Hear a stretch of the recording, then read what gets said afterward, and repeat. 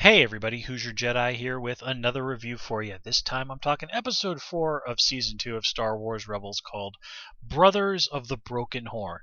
And this was a pretty fun episode. It was definitely a chance for the show to sort of dip back into the previous Clone Wars, pull out Hondo Ohnaka, and just sort of wind him up and let him go. Hondo's one of those characters where a little bit out of him goes a long way, but I don't mind him kind of really being the co-star here in this one episode. We had a lot of fun with Hondo on the previous Clone Wars show, so why not? But I have a feeling we probably won't be seeing too awful much of him again in the future. I think this was mostly kind of a one-off.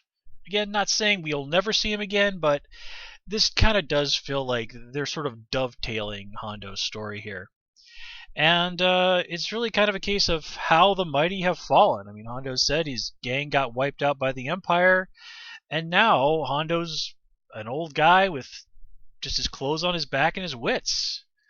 And I mean, look at the way Vizago looks at him and treats him. He just sort of basically dismisses Hondo as an irrelevant old fart, which is quite a downgrade from the rather seriously guy you really needed to take seriously, no matter how ridiculous he was, sort of criminal he was back in Clone Wars. And I do like how they sort of paired him up with Ezra. Those two really did bounce off of each other well. And it really was a chance to sort of serve an important highlight an important point that Ezra made at the end of the episode, that it wasn't that long ago that he wasn't so different from Hondo, somebody who was out there just looking out for himself.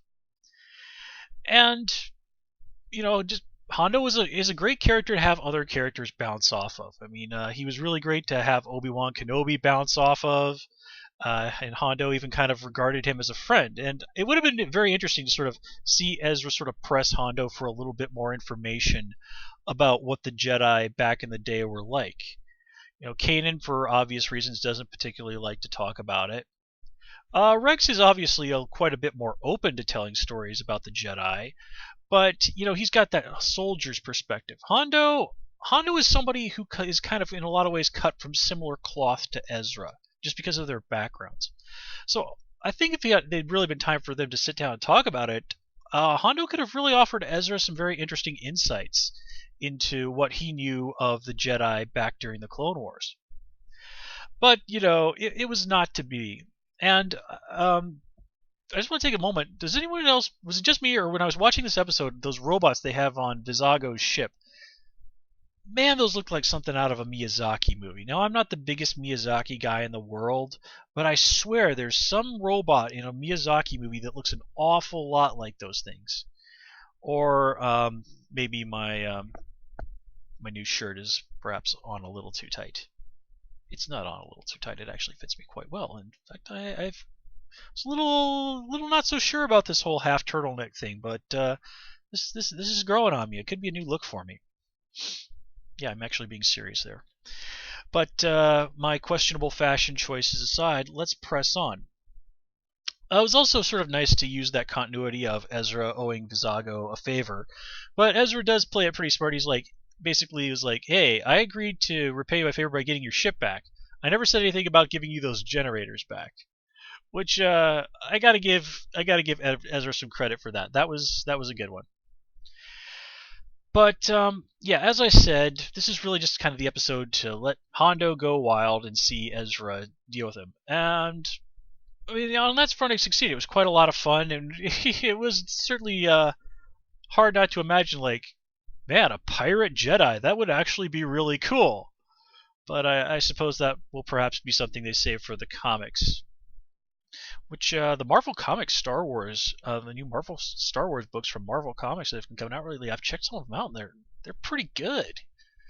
But anyway, getting back to things, I was a little annoyed at the beginning of the episode where everybody's sort of like getting on Ezra's case, like, "Hey, you're supposed to do this. Hey, you're supposed to do that." Like, okay, you got 3 people demanding this kid's time. Are you talking to each other at all, or are you just sort of putting this all on Ezra? I mean, there's three adults here. You think you could at least collaborate a little bit and say like, okay, from this time to this time, Ezra's going to be with me. From this time to this time, Ezra's going to be with me, and then this time, Ezra's going to be cleaning the ship. I mean, really, how hard is that to do? So it kind of really felt to me like they were just sort of pushing that all on Ezra. And just like, hey, we're going to tell you what we want these things. We're going to want to do them. And it's up to you to figure out how to juggle all these things, even if they're in contradiction with each other, which is stupid and just poor management and leadership in general.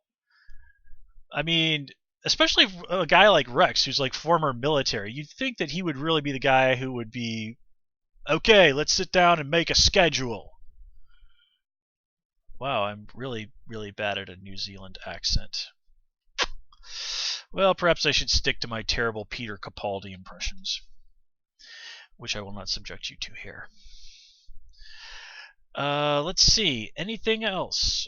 Nope. Nothing really particular to say this episode. Beyond that. So, yeah. Yeah. I mean, what more do I can't really think of anything more to say. It was a good episode. Very nice Ezra episode. We got to see an old favorite from the Clone Wars. But at the end of the day, it also does sort of feel like a little bit of filler. It doesn't really feel like the story moved forward that much. But, if this is what filler on the show is going to be like, I'm certainly not going to complain too awful much. So, guys, with that, I'm going to call it here. As always, please comment, rate, and subscribe. And, of course, you can follow me on Twitter at Hoosier Jedi. That's Hoosier, HOOSIER_Jedi.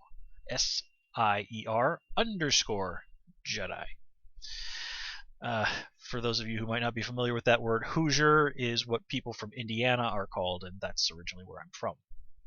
So I'm going to call it here, as I said. As always, take care and have a good one.